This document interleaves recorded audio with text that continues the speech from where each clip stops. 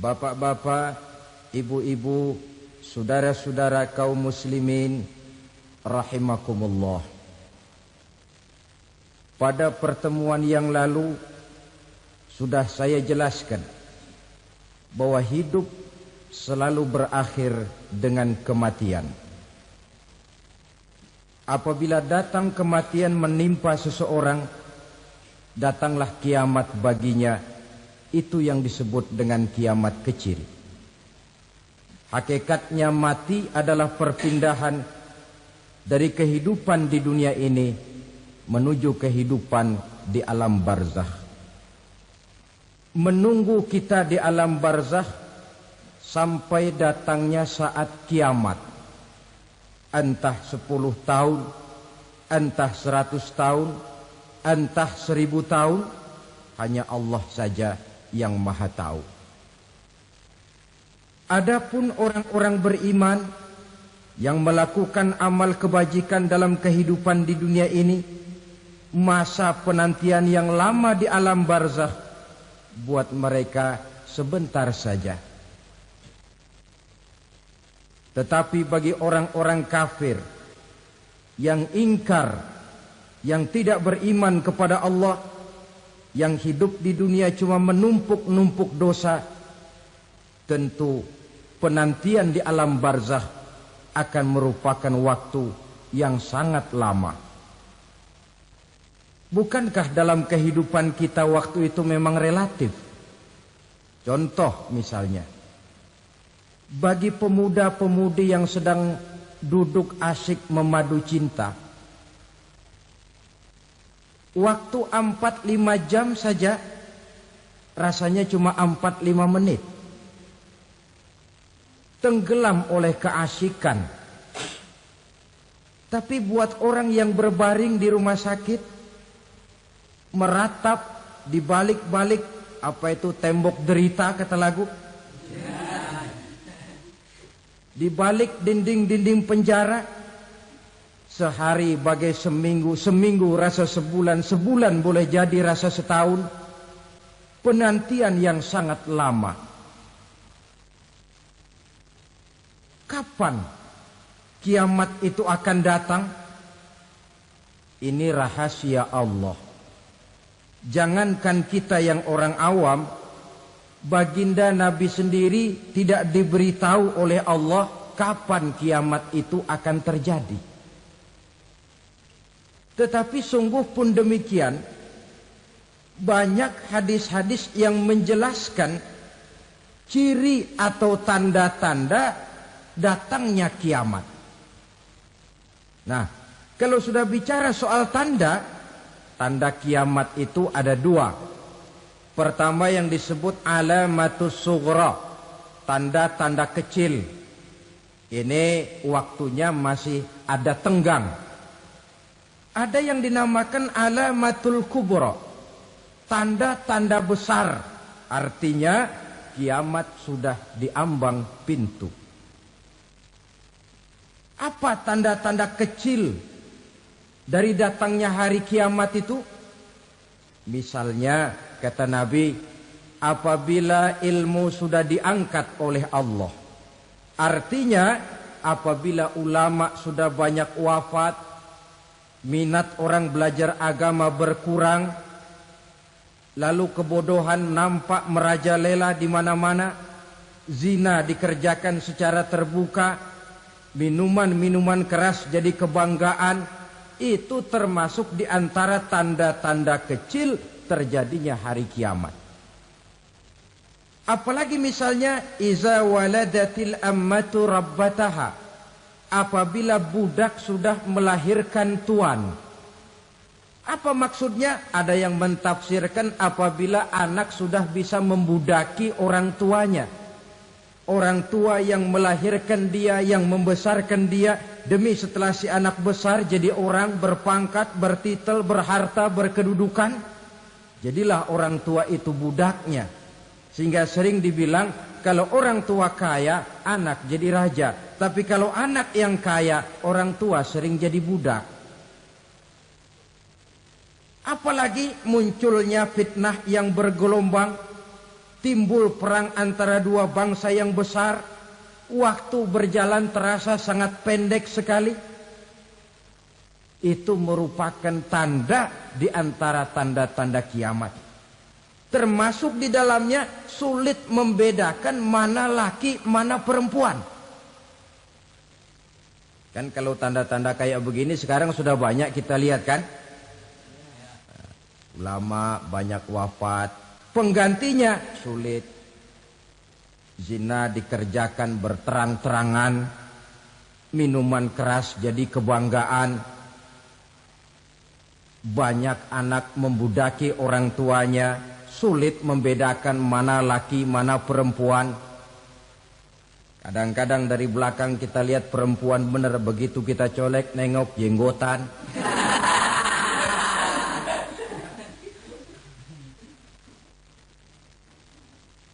Ini termasuk tanda-tanda kecil. Masih ada tenggang sampai akan terjadinya kiamat itu. Nah, yang dimaksud dengan tanda-tanda besar, ini tanda besar artinya kiamat sudah di ambang pintu. Pertama, matahari terbit dari sebelah barat. Apabila matahari sudah terbit dari arah sebelah barat, tertutuplah sudah pintu taubat. Bersabda Nabi kita, la taqumus sa'atu hatta tatlu'a syamsu min maghribiha. Tidak akan datang hari kiamat sampai matahari terbit dari arah sebelah barat.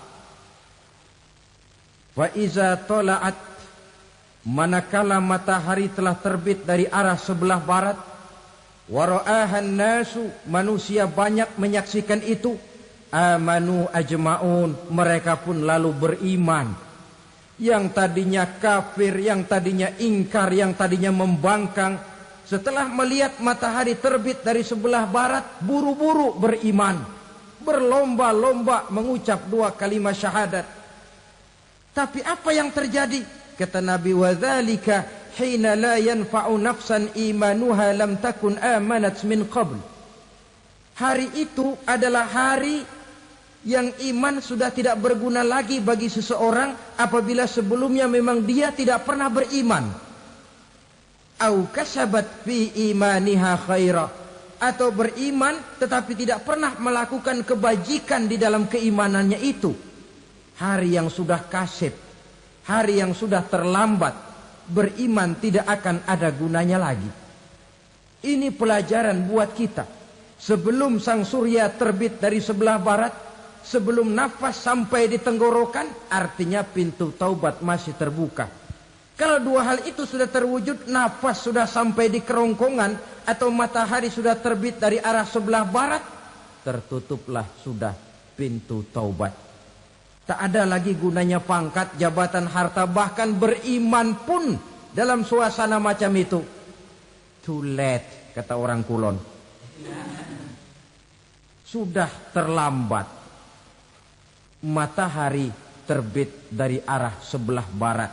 Itu tanda besar, artinya kiamat sudah di ambang pintu.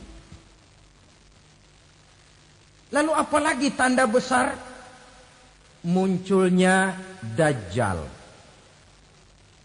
Dajjal artinya pendusta-pendusta yang menyesatkan manusia. Ada dua macam Dajjal, saudara.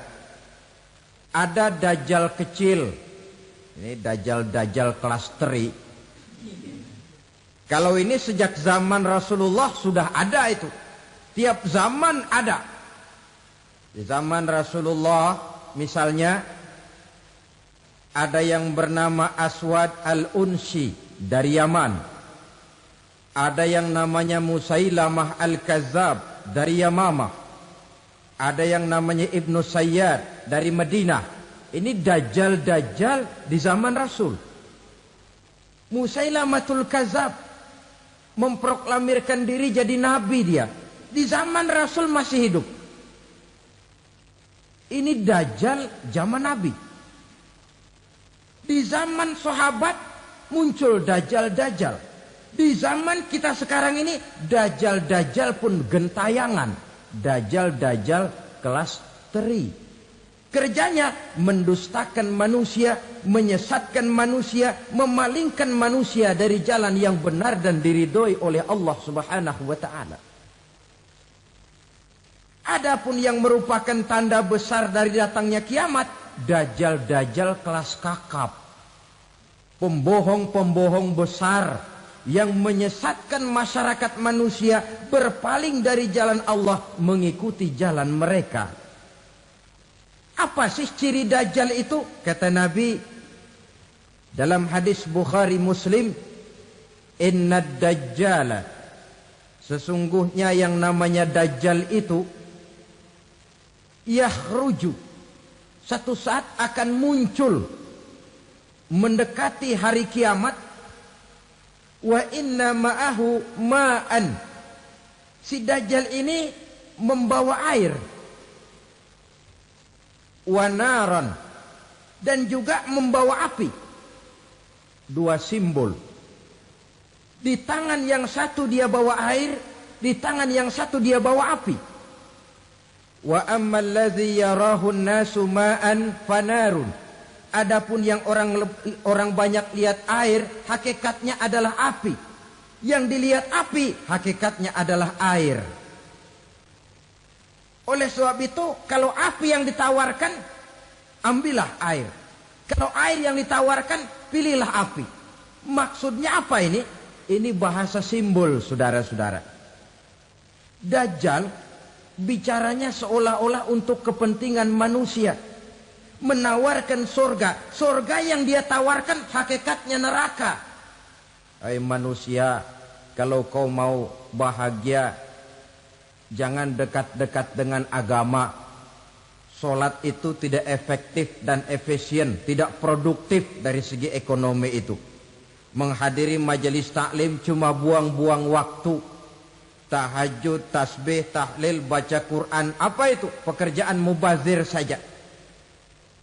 Hidup ini cuma sekali, masa yang cuma sekali, manfaatkan dengan sebaik-baiknya.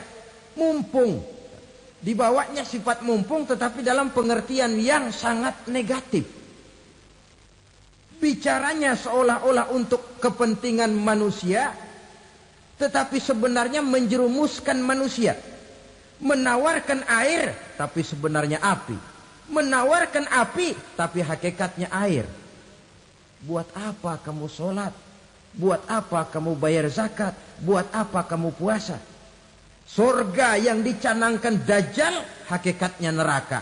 Neraka yang digambarkan Dajjal, pada dasarnya adalah surga. Jadi memutarbalikkan fakta itu kerjaan Dajjal. Yang hak jadi batil, yang batil dibilang hak, yang benar jadi salah, yang salah malah jadi benar. Tuntunan disuruh jadi tontonan, tontonan malah menjadi tuntunan. Itu pekerjaan Dajjal profesinya. Zamannya Nabi Adam, Dajjalnya kan iblis. Betul? Betul. Apa sih gang kerayuan iblis itu? Allah setelah menciptakan Nabi Adam kan bilang, Adam, kau dan istrimu Hawa tinggal di surga ini. Seluruh fasilitas yang ada di surga persilahkan kau nikmati. Satu yang tidak boleh, jangan coba-coba dekati pohon khuldi. Dekat saja jangan, apalagi sampai memetiknya. Datang Dajjal yang namanya iblis ini. Adam, kamu tahu nggak kenapa tidak boleh makan buah khuldi? Ya nggak tahu, pokoknya saya dilarang. Bodoh kamu Dam. Khuldun artinya kekal. Kalau kamu makan itu buah, kau akan kekal di surga buat selamanya. Allah tidak kepengen, maka dilarang kamu makan buah khuldi. Kalau kau ingin kekal di surga Adam, makan saja. Saya bicara begini ini untuk kepentingan kamu Adam. Ini kan ciri-ciri Dajjal. Bicaranya sih seolah-olah untuk kepentingan Nabi Adam, hakikat sebenarnya menjerumuskan Nabi Adam supaya ingkar dan melanggar larangan dari Allah Subhanahu wa ta'ala. Jadi setelah muncul Dajjal, timbul kekacauan-kekacauan di masyarakat. Banyak yang terpengaruh, terpedaya dan terpesona. termasuk mereka yang memproklamirkan diri jadi nabi, mereka yang memproklamirkan diri jadi rasul di zaman sesudah Rasulullah wafat, itu adalah dajjal-dajjal. Maka saya ingatkan, kalau di zaman kita sekarang ini ada orang ngaku jadi nabi, ada orang ngaku jadi rasul, biar bahasa Arabnya kental, Quran hafal, hadis ribuan hadis hafal, biar pakai serban sampai menyengser ke tanah, bahasa Arabnya fasih, tapi dia mengaku jadi nabi, jadi rasul, kita umat Islam wajib tidak percaya. Wajib untuk tidak percaya. Itulah dajjal-dajjal zaman kita sekarang ini. Tidak mustahil mereka datang mempengaruhi orang awam supaya berpaling dari Rasulullah, mengikuti mereka. Nah, di akhir zaman nanti, mendekati hari kiamat, dajjal ini muncul, dajjal kelas kakap, menyesatkan masyarakat manusia untuk berpaling dari Islam, mengikuti seruan mereka. Apalagi di antara datangnya kiamat itu, tanda yang besar itu, turunnya Nabiullah Isa Al-Masih, putra Maryam. Menurut berbagai hadis yang sahih, Nabi Isa Al-Masih nanti akan turun lagi. Tidak membawa risalah yang baru, tapi meluruskan risalah Islam ini yang telah banyak ditinggalkan oleh masyarakat.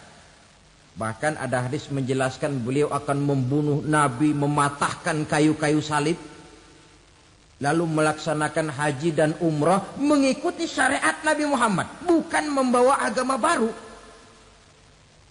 Menjadi semacam mujaddid, reformer, menyelamatkan manusia dari bisikan dajjal. Bahkan ada riwayat yang menjelaskan bahwa Nabi Isa berhasil mengalahkan dajjal, mengembalikan masyarakat manusia kembali kepada ajaran Islam yang datang dari Allah, dibawa oleh Rasulullah sallallahu alaihi wasallam. Dengan kata lain, turunnya Nabi Isa bukan sebagai nabi dan rasul baru, tetapi mengikuti syariat Nabi kita Muhammad sallallahu alaihi wasallam.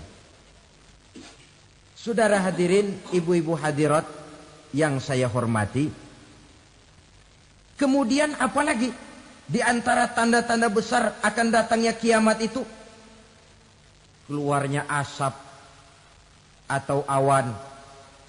Kata Nabi, inna min asyrati sa'ah dukhanan yamla'u ma bainal masyriqi wal maghrib. Di antara tanda-tanda kiamat, munculnya awan antara langit dan bumi. Ini pun diperkuat dalam surah Ad-Dukhan ayat 10. Fartaqib yauma ta'ti as-sama' bidukhanin mubin fayughshan nas hadza azabun alim. Bagi orang-orang yang beriman, mereka biasa-biasa saja. Tapi bagi orang kufur, datangnya asap dan awan ini merupakan azab yang kelewat pedih. Barangkali sedikit mendekati gambaran tentang azab yang pedih ini, saya ingatkan alam pikiran kita kepada peristiwa yang belum lama terjadi. Pernah dengar berita bocornya reaktor nuklir di Chernobyl, Uni Soviet? Pernah dengar? Nah, bocornya reaktor nuklir di Chernobyl yang mengakibatkan ratusan bahkan sangat mungkin ribuan nyawa. Cuma satu reaktor. Bagaimana kalau seluruh cadangan nuklir yang dimiliki oleh para negara adik kuasa ini diledakkan? Bahkan yang konon menurut catatan, cadangan nuklir yang dimiliki bersama oleh Amerika dan Rusia sekarang ini sudah sanggup memusnahkan 6 miliar manusia. 1,5 kali lebih banyak dari jumlah manusia yang nongkrong di permukaan bumi ini. Saudara-saudara hadirin yang saya hormati, lalu saat mendekati hari kiamat, apalagi tandanya? Setelah Nabi Isa wafat, Pada saat turunnya yang kedua kali, lalu Allah meniupkan angin sejuk. Semua orang-orang beriman, orang-orang baik wafat. Sehingga penghuni bumi ini cuma tinggal lagi terdiri dari orang-orang kafir. Tidak ada lagi di bumi ini yang bisa mengucapkan Allah. Sehingga dalam hadis qudsi itu ada keterangan, Innallaha azza wa jalla yaqulu li Israfil. Allah pernah pesan kepada malaikat Israfil. Kata Allah, Israfil, Iza sami'ta qailan yaqul Allah Allah fa akhirin nafah 40 sanatan ikraman liqailiha. Hai Israfil, apabila kau dengar di permukaan bumi masih banyak orang yang mengucapkan Allah Allah, maka tunda sangkakala kiamat itu 40 tahun. Untuk apa? Ikraman liqailiha, menghormati orang yang mengucapkan Allah Allah itu. Wah, jadi karena sekarang masih banyak yang mengucapkan Allah, besar hatilah kita, masih jauh kiamat itu. Tapi jangan lupa, kiamat pribadi, kiamat kecil itu yang gak kita sangka-sangka. Ajal datang mencabut nyawa, itu kiamat pribadi. Dan itu yang pasti kita hadapi. Dan itu yang membuat kita tidak boleh bersikap main-main di dalam kehidupan sekarang ini. Saudara hadirin yang saya hormati, tidak ada lagi orang-orang muslim. Seluruh penduduk dunia ini kafir. Lalu terciptalah struktur sosial yang berlandaskan prinsip hidup semau gue. Bakal terjadilah prinsip di mana yang kaya menyantap yang miskin, yang kuat menindas yang lemah.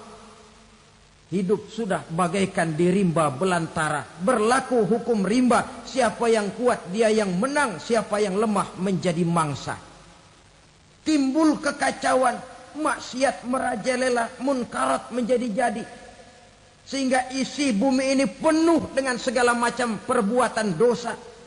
Tidak ada perlunya lagi alam diperpanjang temponya.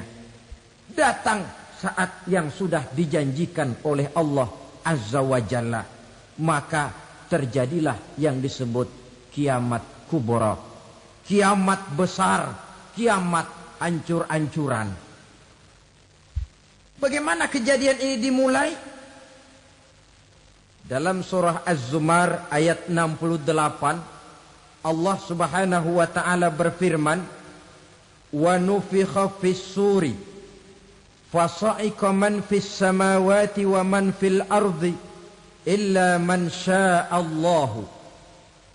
Maka manakala ditiuplah sangkakala, terkejutlah seluruh yang ada di langit dan seluruh yang ada di bumi. Bila saat kiamat datang, Allah perintah malaikat Israfil, Israfil, tiup sangkakalamu. Ditiuplah sangkakala oleh malaikat Israfil. Yang akibat daripada tiupan itu, seluruh yang ada di langit, seluruh yang ada di permukaan bumi terkejut. Yang ada di langit siapa? Malaikat kan. Bayangin aja kalau malaikat kaget, apalagi kita. Terkejut seluruh makhluk yang ada di bumi, yang ada di langit mendengar suara sangkakala itu. Bunyinya tidak sanggup kita bayangkan dahsyatnya. Ledakan nuklir, ledakan neutron, belum apa-apa ketimbang bunyi sangkakala malaikat Israfil ini. Nah, lalu mendengar bunyi sangkakala ini, gemparlah makhluk, kacaulah alam. Bumi gempa, planet-planet bertabrakan, gunung meletus, air laut tumpah ke darat, angin topan bertiup, halilintar menyambar. Lalu semua yang bernama hidup mati total. Mati bareng tanpa persiapan. La haula wa la quwata illa billah. Saya kadang-kadang dalam tafakur bermohon, ya Allah, mudah-mudahan saya enggak nemuin kiamat beneran. Ngeri. Tidak bisa kita bayangkan macam apa suasana seperti itu. Allah saja banyak memberikan gambaran, misalnya Al-Qari'ah, wa mal Qari'ah, wa ma adraka mal Qari'ah. Kejadian yang menggemparkan. Tahukah kamu apa kejadian yang menggemparkan itu? Yauma yakunun nasu kal farasil mabsus wa takunul jibalu kal ihnil manfus. Pada saat itu manusia berterbangan bagai kupu-kupu. Gunung berterbangan seperti kapas ditiup angin. Gunung saja macam kapas, konon lagi manusia. Kematian total, mulai semut sampai gajah mati. Jin mati, iblis mati, malaikat mati. Malaikat saja mati. Saudara hadirin yang saya hormati, kematian total yang tanpa persiapan. Orang bilang, Pak, kalau mati bareng begitu yang repot malaikat maut dong ya. Cabut sana, cabut sini. Itu kalau menurut logika kita. Mestinya begitu menurut logika. Tapi logika juga yang nggak perlu serepot itu. Sebab untuk mematikan listrik di wilayah DKI, di wilayah Jakarta, nggak perlu tiap rumah didatengin, matiin, ya lama. Cukup dari kantor pusatnya saja PLN tekan satu tombol, gelaplah seluruh Jakarta. Saudara hadirin yang saya hormati, kematian total. Lalu setelah kematian total, planet-planet juga mati, dalam arti tidak bergerak dan beredar. Angin mati, dalam arti tidak bertiup. Air mati, dalam arti tidak ada riak gelombang. Pokoknya semua mati. Kullu nafsin za'iqatul maut. Semua yang bernafas mati. Dalam ayat lain, kullu man 'alaiha fan. Semua yang ada di permukaan bumi fana. Yang kekal cuma Allah Subhanahu wa ta'ala. Yang paling belakang mati, malaikat maut dan malaikat Israfil. Tapi mati juga sesuai dengan janji Allah. 40 lamanya. Tidak dijelaskan oleh Abi Hurairah 40 jam, apa 40 hari, apa 40 tahun. Hadis cuma menyebutkan 40 saja. Sunyi alam. Yang tinggal cuma Allah saja lagi. Ketika itu Allah berseru-seru, katanya, limanil mulkul yauma. Siapa para penguasa hari ini? Mana itu raja-raja dan penguasa yang dulu mengaku jadi Tuhan? Fir'aun. Mana Fir'aun sekarang? Yang dulu jadi raja, merasa berhasil, sombong, lalu tidak mau turun-turun dari kekuasaannya, sampai kepada puncak kekurang ajarannya mengangkat diri jadi Tuhan. Mana itu Fir'aun? Namrus. Mana sekarang Namrus? La ilaha illa ana. Ternyata tidak ada Tuhan lain selain daripada aku, kata Allah. Proses kemudian, saudara-saudara, turunlah hujan dari langit. 40 lamanya hujan itu. Tidak jelas juga 40 jam apa 40 hari. Setelah air turun membasahi, datanglah tiupan sangkakala yang kedua. Semua yang bernama mati bangkit dari kuburnya masing-masing. Ini yang disebut Yaumul Ba'thi, hari kebangkitan. Allahu Akbar. pada saat kita bangkit dari kubur kita masing-masing, kumpul di padang mahsyar namanya. Bayangin aja, saya sendiri nggak sanggup bayangin. Manusia sejak zaman Adam sampai zaman kiamat kumpul bareng di tempat sama. Berapa banyaknya itu?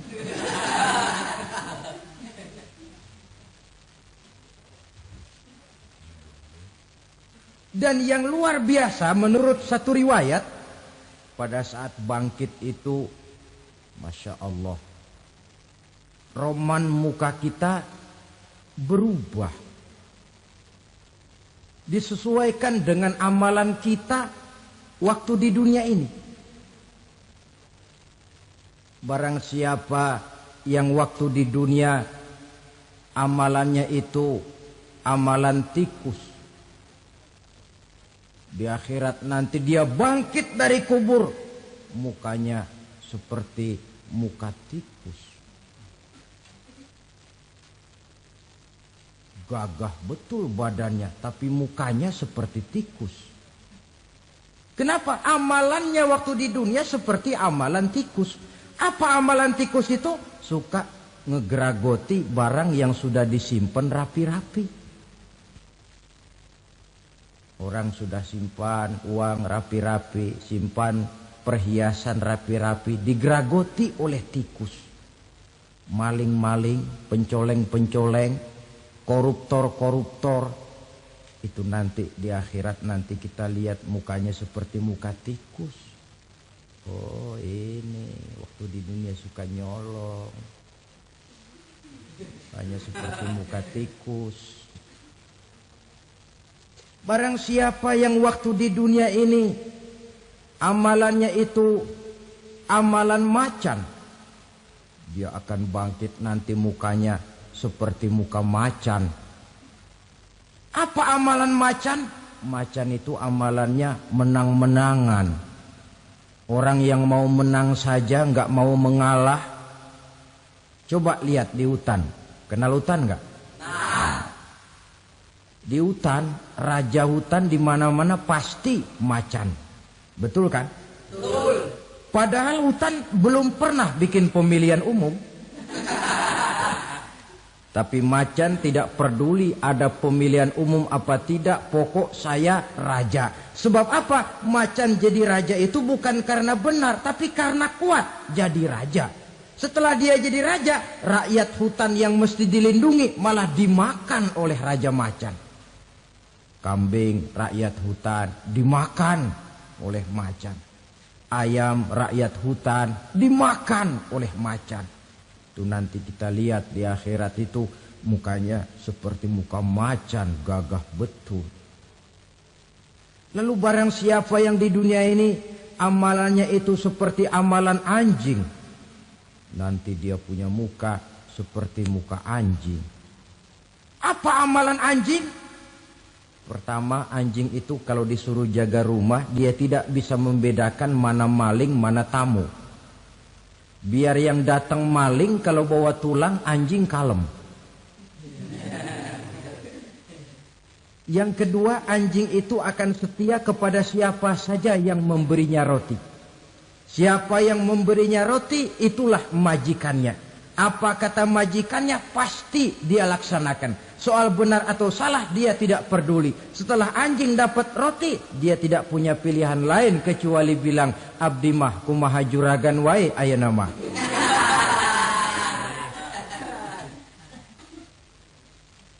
Saudara hadirin yang saya hormati, berkumpul di padang mahsyar, tiap orang sibuk dengan persoalannya masing-masing. Matahari waktu itu didekatkan oleh Allah. Panas luar biasa. Ada yang saking panasnya itu mencucurkan peluh keringat sampai sebatas mata kakinya. Ada yang keringatnya sampai sedengkulnya. Ada yang keringatnya sampai sepusatnya. Ada yang keringatnya mengalir sampai sebahunya. Ada yang kelelap oleh keringatnya sendiri. Sementara orang di sampingnya nggak apa-apa. bergantung lagi amalan dia waktu di dunia ini. Saudara-saudara, sebagian orang dalam kepanikan padang mahsyar berombong-rombong datang mereka menghadap Nabi Adam. Ya Adam, anta abal bashar. Hai Adam, Tuhan adalah bapak moyang manusia. Kami sebentar lagi akan disidang, dimintakan pertanggungan jawab. Tolonglah kami, hai Adam. Kata Nabi Adam, jangankan nolongin sampean, saya sendiri tanggung jawab di hadapan Allah ketika dulu tidak boleh makan khuldi, saya serobot. Sudahlah, urus diri masing-masing saja, nafsi. Begitu kata Nabi Nuh, begitu kata Nabi Ibrahim. Tiap orang bertanggung jawab sendiri-sendiri. Ketika itulah saudara-saudara, nikmatnya menjadi umat Nabi besar Muhammad sallallahu alaihi wasallam.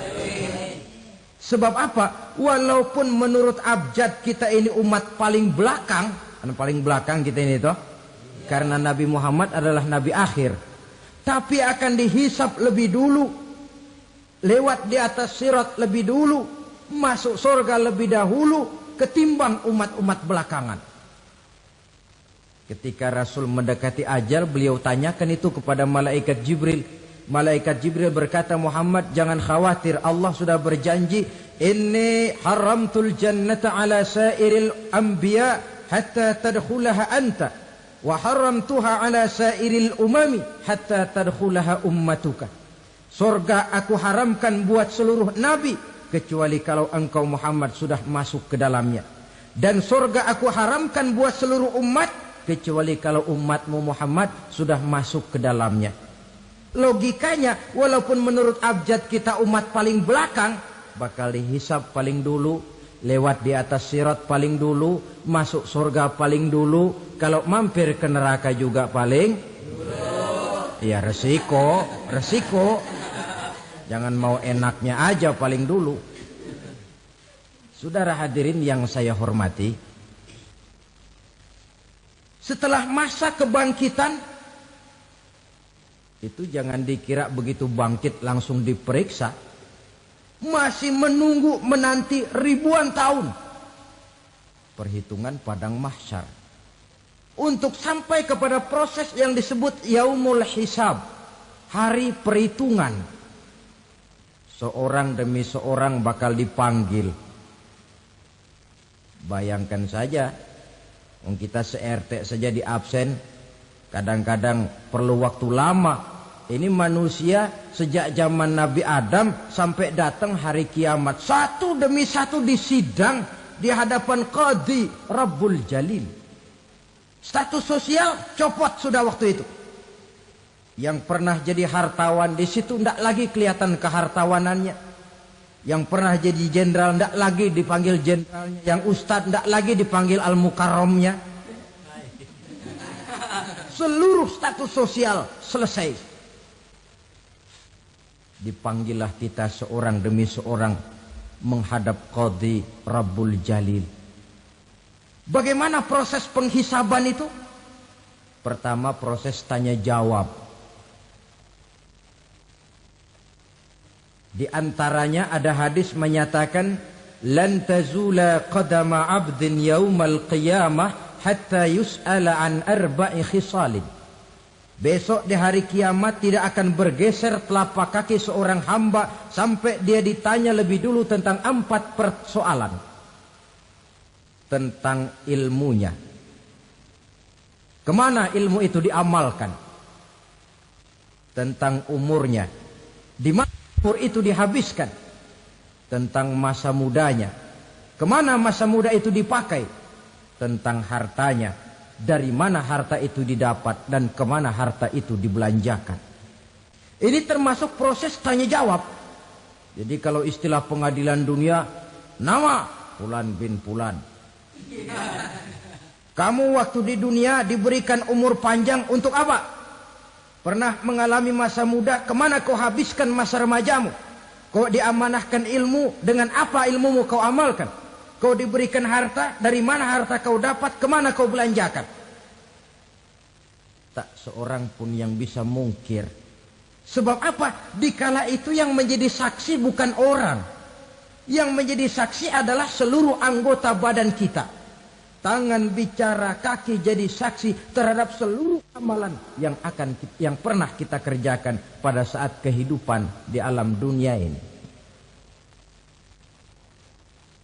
Selesai proses tanya jawab, lalu diperlihatkan buku catatan kita waktu hidup di dunia ini.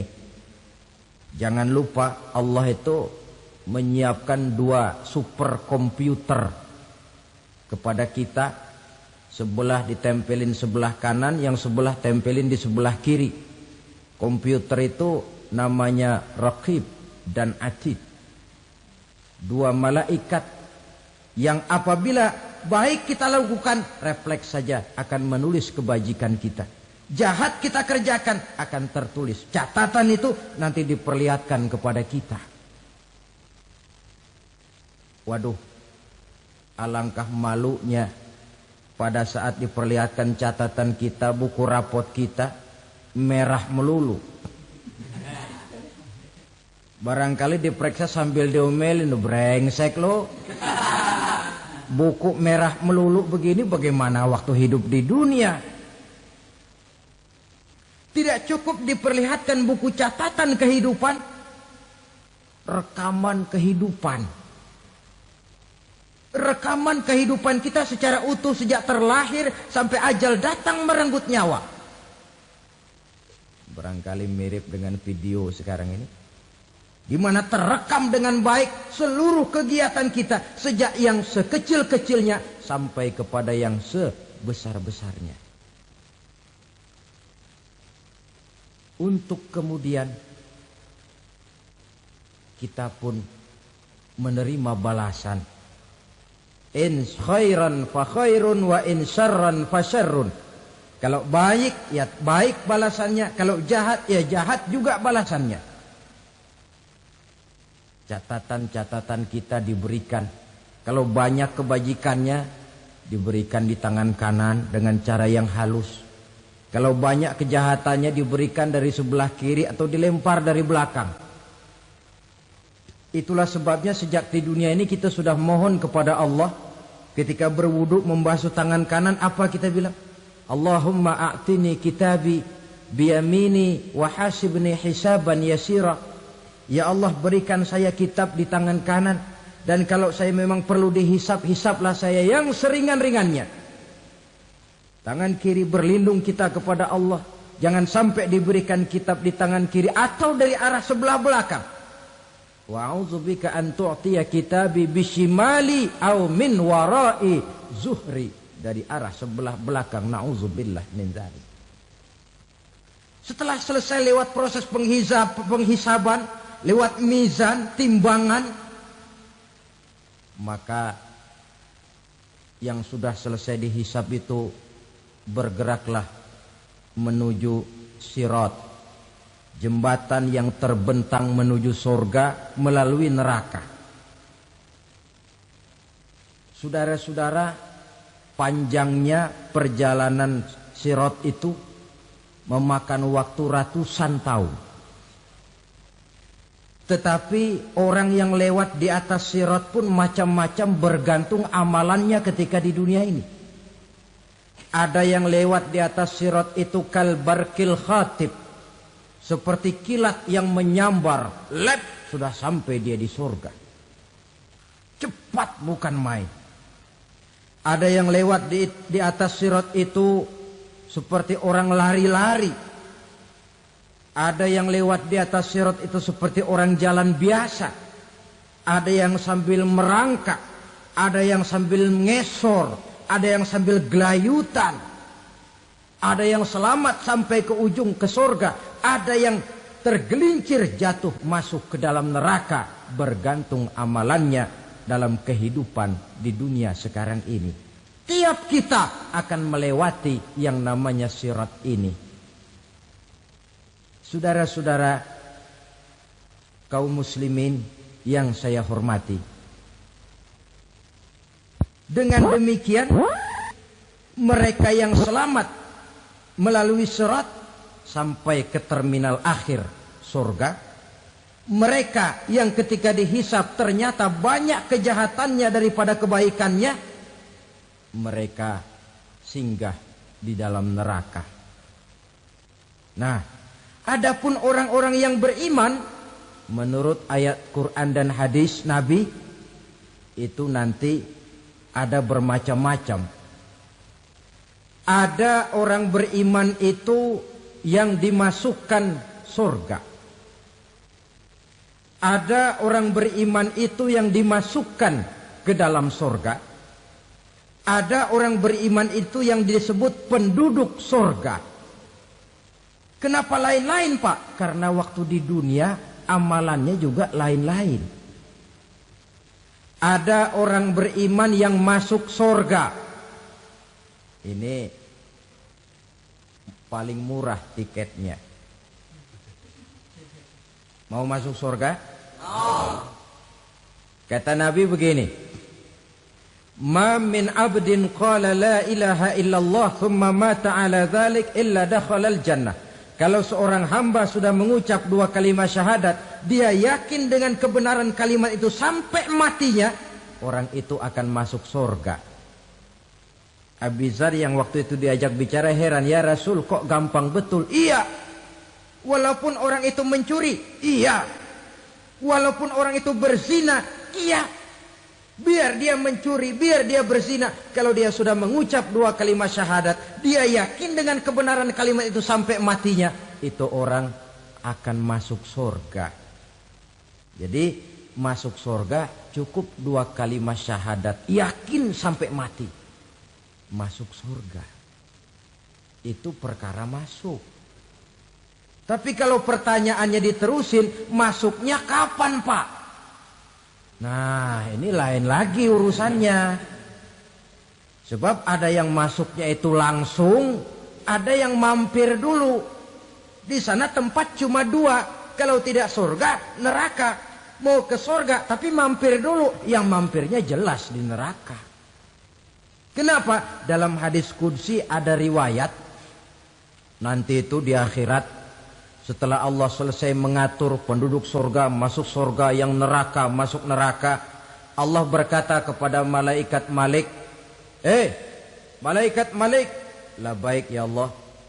Itu bajingan-bajingan tengik, manusia-manusia durjana, yang waktu di dunia tidak mau sujud, jauh dari ulama, gemar melakukan yang munkarat dan maksiat, hidup di tengah masyarakat selalu jadi bibit keonaran, kufur, sudah masuk neraka semua. Sudah ya Allah. Nah, kalau sudah, coba sekarang kamu masuk, Malik. Saya, iya, masuk neraka. Mau apa ya Allah? Kata Allah, akhriju minan nar man kana fi qalbihi misqala habbatin min khardalin min iman. Kau masuk neraka, cari di dalam neraka orang-orang yang ada imannya walaupun kecil sebesar biji zarah, angkat mereka keluar. Masuk malaikat Malik ke neraka, cari orang yang ada imannya, korek-korek. Ya repot, udah pada gosong. Yang ada imannya diangkat ke atas, yang ada imannya diangkat ke atas.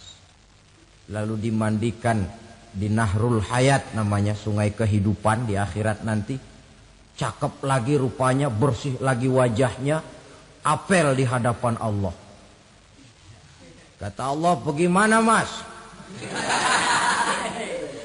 Kapok enggak sampean? Kapok ya Allah. Nah, kalau kapok, idhab fadkhulil jannah. Pergi, masuk surga sana.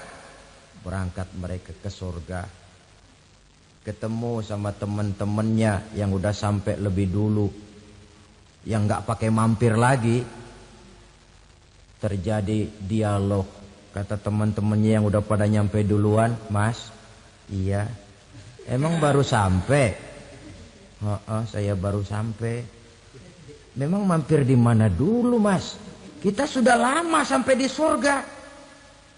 Saudara buka surah Al-Muddatsir ayat 34-35. Ma salakakum fis saqar? Kenapa kamu mampir di neraka Saqar? Qalu lam naku minal musallin. Mereka menjawab, kami mampir di neraka Sakor mas, gara-gara dulunya kami waktu di dunia tidak pernah sholat. Tidak pernah sholat? Tidak pernah. Kan rumahnya dekat masjid. Cuma dekat doang mas. Sholat mah enggak saya. Enggak pernah ngasih makan fakir miskin. Enggak pernah hadir di majelis taklim. Pendeknya enggak pernah melakukan kebajikan. Maka saya pun mampir di neraka Sakor. Untung betul saya punya iman mas sedikit. Waktu hidup di dunia dulu saya pernah mengucap 2 kalimat syahadat. Sekali-kalinya waktu mau kawin. Masya Allah. Untung saja kawin. Kalau nggak kawin polos.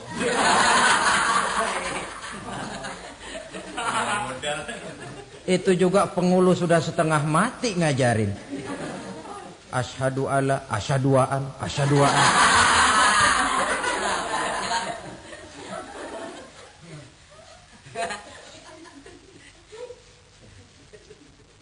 Ini namanya masuk surga. Ada mampir dulu. Ada pula orang mukmin itu yang dimasukkan surga. Namanya dimasukkan kan terima beres. Saya masuk ke rumah, jalan sendiri, cari tempat sendiri. Saya dimasukkan ke dalam rumah, terima beres. Pokok ada di dalam, itu dimasukkan namanya. Nggak pakai mampir. Tapi tentu tiketnya lebih mahal ketimbang yang pertama tadi. Apa kata Allah? Innal ladzina amanu wa 'amilus shalihat la ukaffiranna 'anhum sayyi'atihim wa la udkhilannahum jannah. Sesungguhnya orang-orang yang beriman kemudian beramal soleh, kami hapuskan segala dosa dan kesalahannya, kami masukkan mereka ke dalam surga. Lihat ayatnya. Allah yang memasukkan, kita yang dimasukkan. Tidak pakai transit, tidak usah mampir. Cuma tidak cukup syahadat, tidak cukup amanu, tapi diiringi dengan wa'amilus salih. Iman, amal. Tidak cukup syahadat, lalu dibuktikan dia sholat, dia zakat, puasa, lalu dia melakukan berbagai macam kebajikan.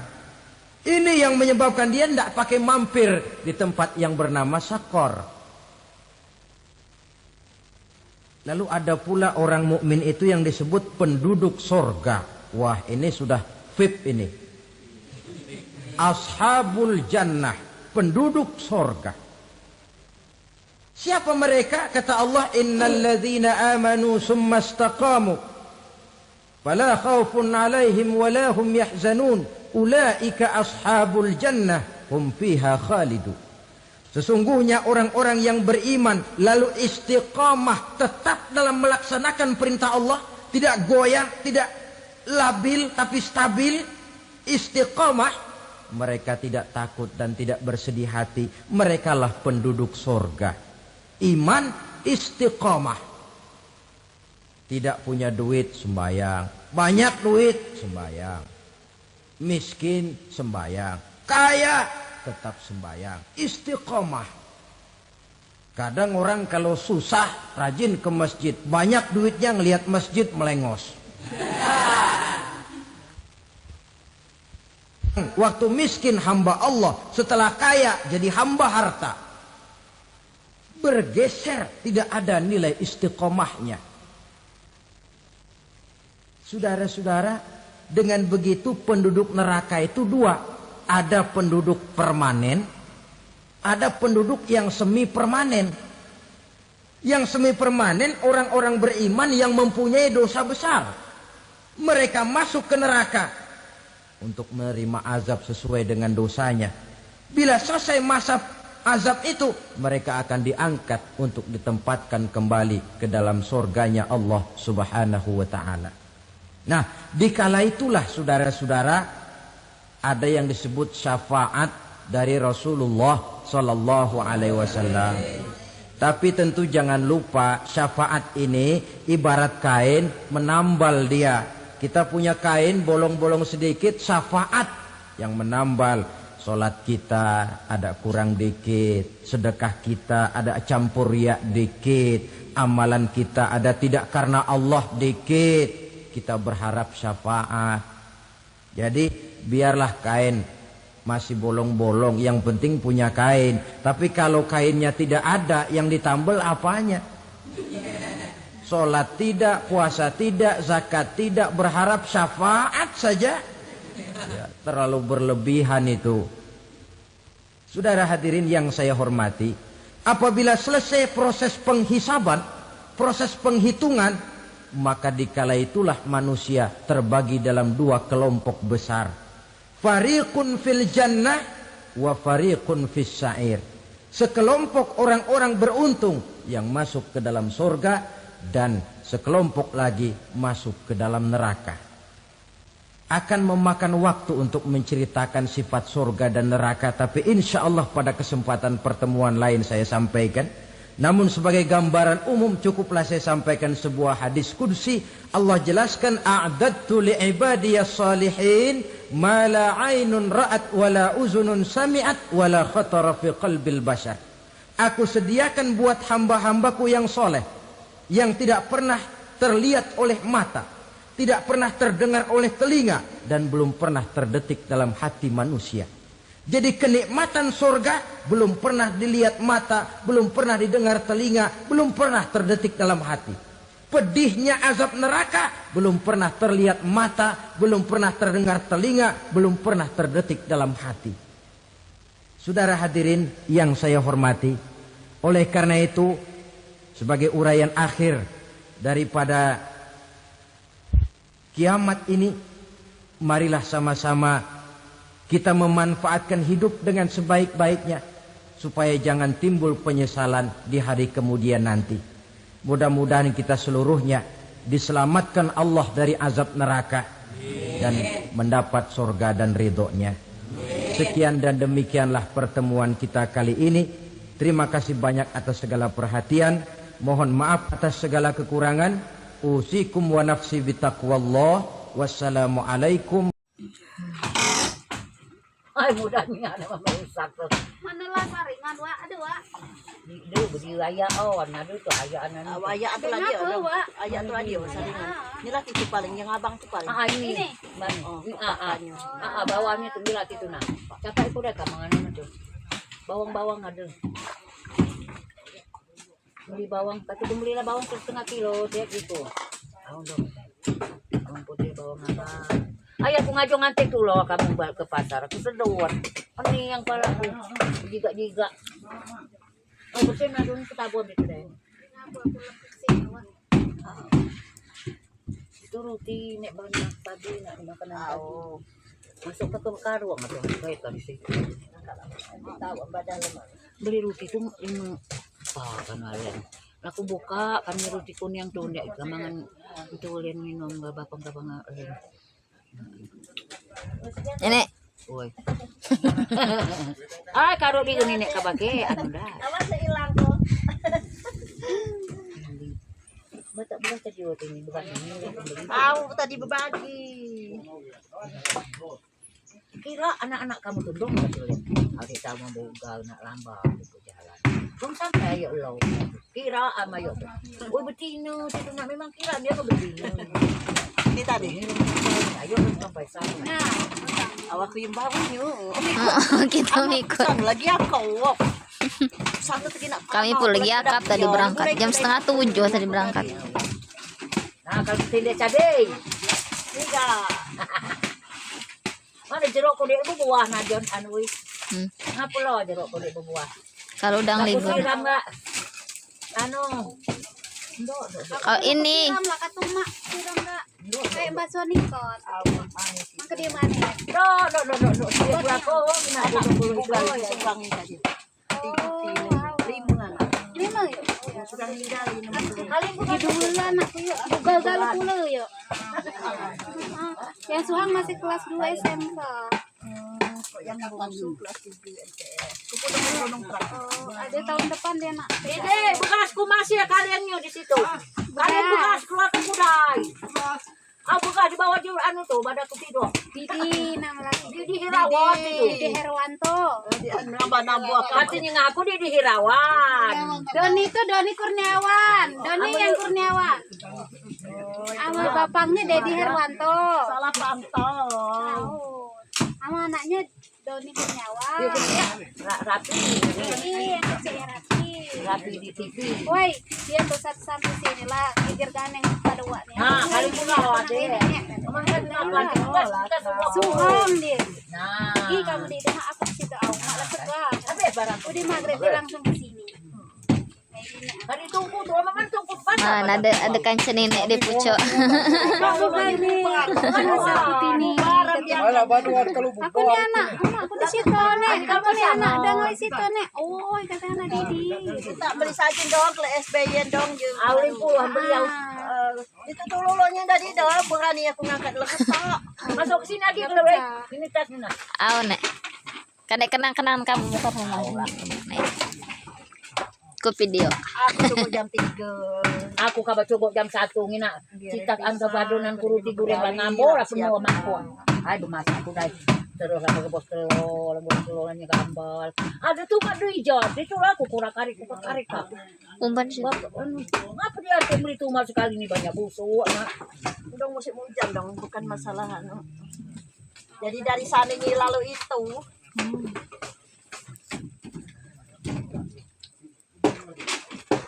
Ya biasanya cuma memilih tuh di empuk ima itu nah kacang busuknya tuh. Kehasaan.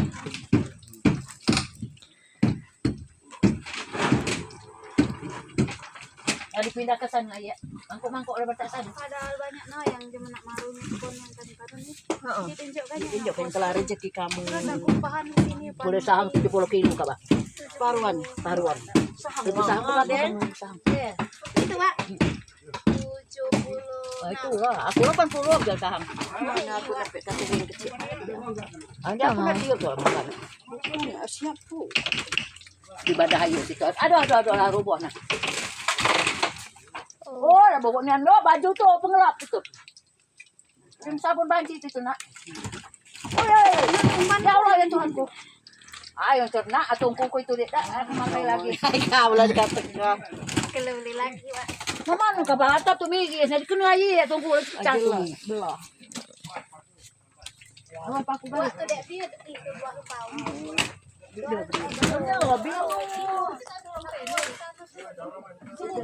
Naik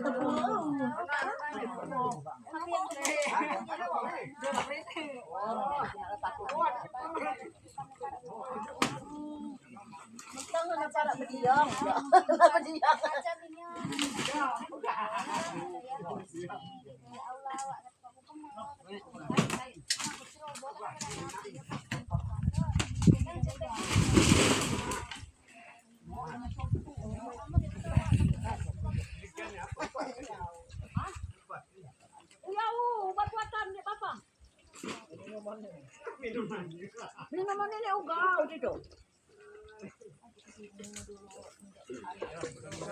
Ganduknya di dunia. Minum kudai, buat lagi aja kopi. Woi, buat kopi.